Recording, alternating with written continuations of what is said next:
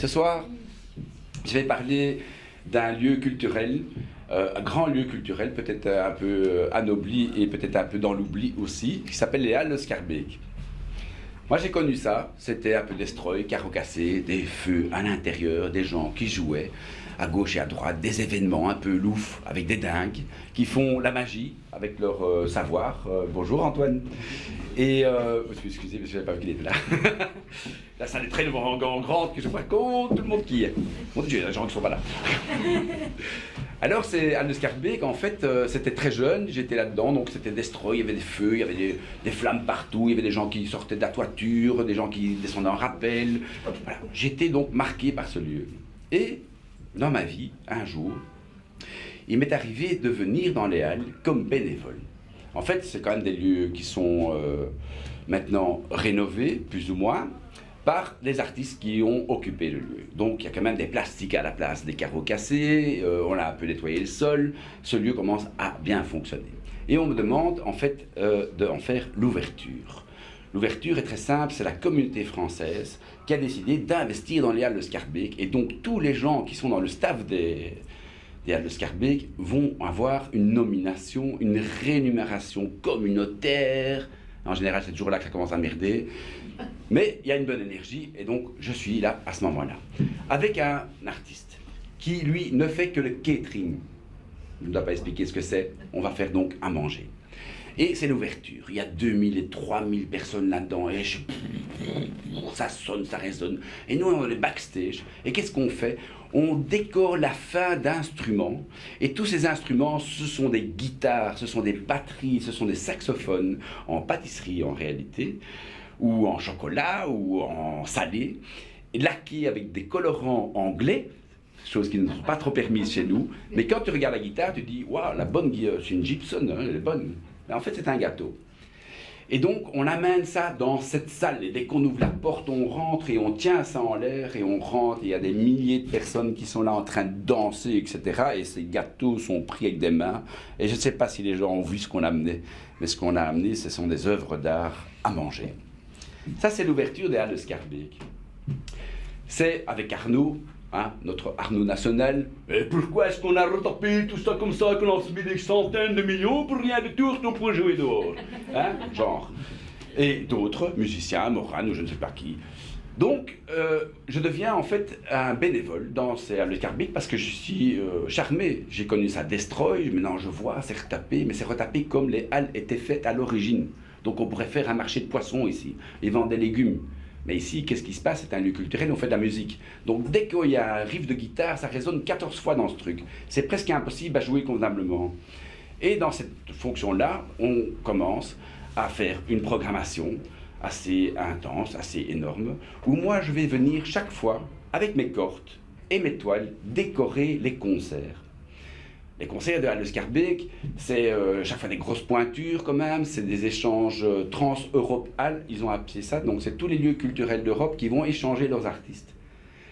Et donc la programmation est charmante, et même comme bénévole, je suis très content et je pars, pas comme chez GB, je pars pas gagnant, parce que c'est rare qu'on vend, mais disons, je rentre très content de pouvoir m'occuper de ce lieu.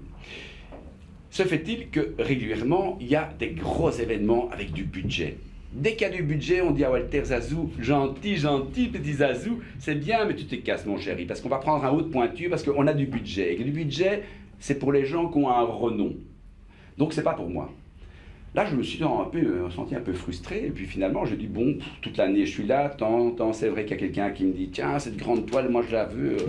Tu sais, j'ai une mobilette en panne là devant et un pneu plat, mais enfin, j'échangerais bien ma mobilette contre ton tableau rond. Alors, ma mobilette, elle est pas mal.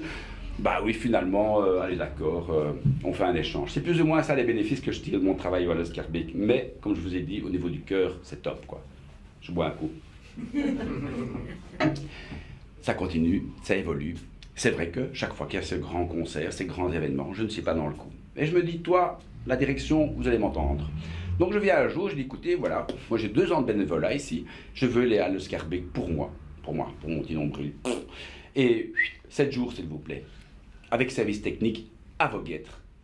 Le directeur il dit, je n'ai même pas à concerter les autres, je te le donne, Walter. Il y a Joe Deckmin qui vient, qui est un monsieur aussi à l'origine des Halles de Scarbeck, qui a le 140, que vous connaissez ça, qui est un grand monsieur, qui me dit, voilà, je vais écrire un article sur toi, parce que comme tu nous prends les Halles pendant 7 jours, eh bien, je vais quand même écrire un article pour voir qu'est-ce que tu veux faire exactement.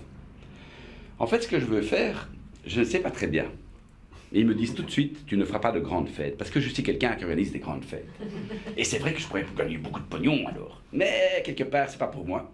Et je me dis, bon, je vais faire quelque chose, très simple. Je connais un groupe Louf.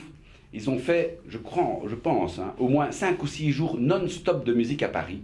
Non-stop, je dis bien, pas dormir, la musique continue. De temps en temps, il y a des grands plans du musicien, le pianiste, il a l'oreille sur cette touche et il dort. Mais c'est une performance terrible et ce groupe s'appelle Hardzoid. Complètement dingue, inécoutable, mais il y a des trucs très intéressants. Hein. Et je me dis, allez, celui-là je le veux, quoi. Donc je vais à Luxembourg, je vais trouver ce groupe. Mais ce groupe n'existe plus, il n'y en a plus qu'un, celui qui dormait sous le clavier. Il dort pas quand je vais le trouver. J'ai dit, tiens André, moi je suis un artiste belge, j'ai les Halles de Scarbeck et je vais faire une performance. Et je voudrais que tu viennes jouer 6 jours non-stop dans les Halles de Scarbeck. Il me dit, ça j'ai fait quand j'étais jeune. Mais maintenant je veux bien venir, mais faire une performance de 6 jours, mais je veux quand même aller dormir, je veux un hôtel, je veux ceci, je veux cela. J'ai dit, ok. Puis je dérape chez un autre. Et un autre, c'est un monsieur qui a fait partie d'un mouvement gigantesque, artistique belge. Ça s'appelle le Mass Movie.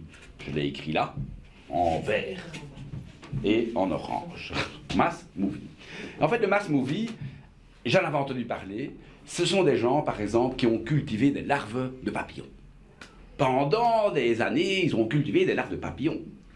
Et ça se trouve dans des serres à Oulart. Et un jour, ils ont pris des caisses avec tous ces larves de papillons. Ils sont allés à Venise, ils ont ouvert les caisses, et tu as quelques milliers de papillons qui se sont envolés. Et après 3-4 secondes, ça n'a fait plus qu'un petit nuage brouillard dans le ciel. Et ce travail était terminé, et cette magie s'était passée. Moi, je trouve ces gens formidables. Je trouve ça incroyable, parce qu'il faut voir les photos. Vous avez les cerfs, des toiles d'araignées partout, des larves partout, et puis il cultive ces larves. Puis il a lâché tous ces papillons un jour à Venise. Je trouve ça extraordinaire. Et je dis à ce mouvement, quel est le responsable qui reste de chez vous? Parce que c'est tous des vieux monsieur. Il y en a un qui me dit, oui, il y en a un qui a des grosses machines. Et il faut aller le trouver dans un bâtiment à Scarbeck, dans les Halles de Scarbeck. Non, pas dans les Halles de Scarbeck, à l'Espace Mazui, à Scarbeck. Je dis, ok, je vais être